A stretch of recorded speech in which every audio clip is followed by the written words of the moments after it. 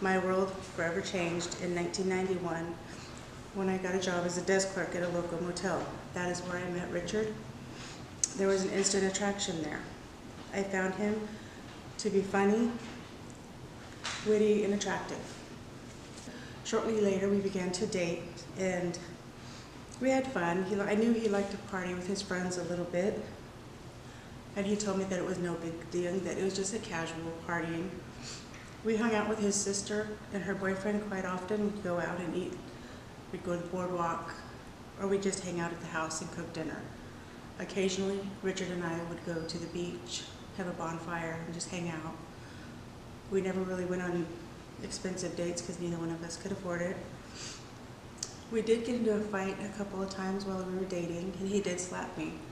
I guess that should have been my warning sign to get out, but I stayed. About a year after we started dating, I decided to give him his third chance and let him move in with me. And that's when the abuse really started. I didn't know anything about abuse because I had never been around any kind of issues like that. I remember one time he was yelling at me to clean our bedroom, and I had already done it earlier in the day. So I told him, I cleaned it earlier in the day, you made the best, you cleaned it up yourself. And with that, it made him angry and we got into a fight. I said, okay, fine, you want me to clean the room? I used my arm and I just knocked everything off the dresser and I said, there, it's clean.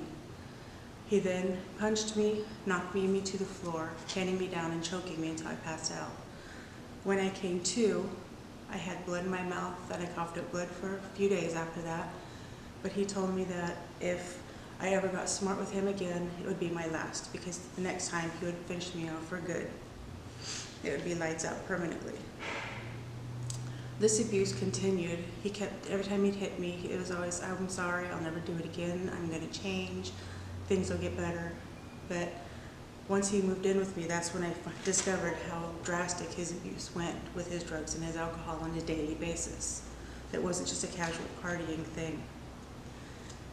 So for a couple of years, I endured nothing but abuse from him.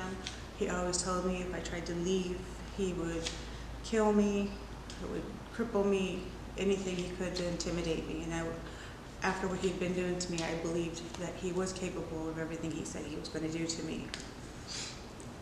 In November of 1994, I found out that I was pregnant. I was happy because then I would have somebody that would love me unconditionally and never hurt me. He seemed to be overjoyed about the fact that we were going to have a baby as well. During my pregnancy, I'm surprised my daughter was born. I was knocked downstairs. I was still punched in the head or the face. I was slapped one time so hard that every blood vessel in my eye broke. On July 9th, 1995, I gave birth to my daughter at 5:17 a.m. All day after she was born, he was being mean, hateful, arguing with me, and I just kept asking him, just go home and go to sleep. It'll be fine. I'll be fine with the baby. He refused to leave the hospital until Lauren and I did. After my daughter was born, I still endured the abuse. I endured every kind of abuse you can think, mental, physical, verbal, sexual, all of it. And I just kept on because after my daughter was born, he told me that if I ever tried to leave and take her with me, that I would regret it because he would cripple me and then murder and murder my family in front of me. And like after everything he's been doing to me, how was I supposed to know that he was just full of it? I didn't. So I stayed. One day after he abused me, he choked me until I passed out. A few more seconds, I would have been dead because I completely blacked out. Every time he'd choke me, I would cough up blood for a few days. I was at 3 o'clock in the morning. I was cradling my daughter in my arms and I was sobbing, asking God to just take me home because I couldn't do this anymore.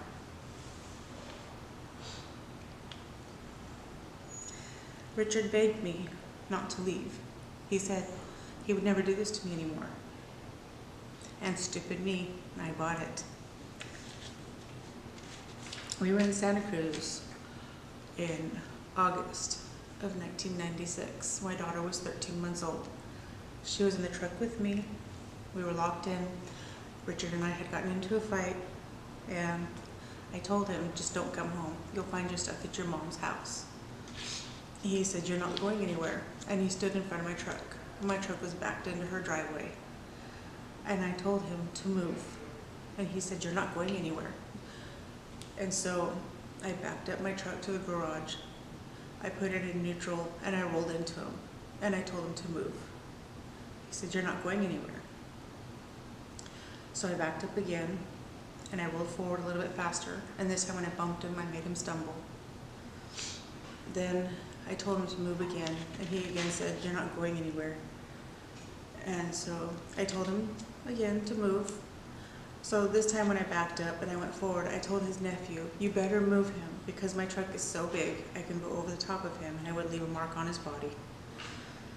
And I took off. His nephew yanked him out of front of me, and he screamed at me that he was going to hunt me down, cripple me, and take my family out one by one right in front of me. I got about halfway home from Santa Cruz. I ended up at KOA in Watsonville, I guess. I called my mom, totally hysterical, because I didn't know what to do. He was going to hunt me down and do all this stuff to me. So we went and found my dad, and my dad made me and my daughter disappear for a week. My uncle made my truck disappear for a week until I was able to get an emergency restraining order. All of those abuse that I endured, I stayed strong and I got through it. If an abuser says that, I'm sorry, I love you, I'm never going to do it again, they're lying. There is a way out for all women who get into these type of relationships. I don't consider myself a victim of domestic violence because I'm not. I am a survivor of domestic violence. He didn't get the better of me, and I raised my daughter by myself without his help.